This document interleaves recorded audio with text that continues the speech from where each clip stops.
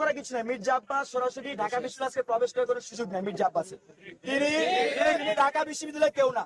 তিনি বিএনপি অনেক বড় নেতা হতে পারেন, তাকে আমি সম্মান করবো, সমস্যা নাই। কিন্তু মির্জা আব্বাস আজকে ঢাকা বিশ্ববিদ্যালয়ে প্রবেশের কোনো সুযোগ নেই। মির্জা আব্বাস ঢাকা বিশ্ববিদ্যালয়ে প্রবেশ করেছেন, কে তাকে প্রবেশ করিয়েছে, এখানে এত এত সিকিউরিটি, কে তাকে প্রবেশ করিয়েছে, কাদের ইঞ্জিনিয়ারিং এর মাধ্যমে তিনি এখানে এসেছেন এবং কাদের নির্দেশনায় ঢাকা বিশ্ববিদ্যালয়ের চারপাশে নেতা কর্মী দিয়ে ভর্তি করে রাখা হয়েছে, সেই প্রশ্ন আমি করেছি। এখানে খুবই জিনিসটি স্পষ্ট, খুবই স্পষ্ট। এখানে ভাই আবার প্রশ্ন করেছেন যে ইলেকশনের ভোট জালিয়াতি, আর 2-3টা তো প্রমাণিত হয়েছে। এটা তো আমি শুরু থেকে বলছি, এটা তো আমার মনে হচ্ছে নতুন করে জিজ্ঞেস করার কিছু নাই। আমি তো এতক্ষণ এটাই বললাম যে ফলাফল নিয়ে মেকানিজম আশঙ্কা আমরা সপ্তাহখানেক ধরে করছি, এবং সেখানে ছাত্র দলের মধ্যে যেহেতু অনেক গ্রুপিং, সেই গ্রুপিং এর জন্য দেখবেন ছাত্র দলের কি হয়েছে, তাদের যারা টপ 3-তে আসছে, অনেক গ্রুপিং এর কারণে বাকি অনেক গ্রুপ তাদের প্রতি অসন্তুষ্ট, এবং তারা চায় যে টপ 3 না জিতে আসুক, এবং সেজন্য বাকিরা ভিতর ইনফরমেশন লিক করে, এবং তারা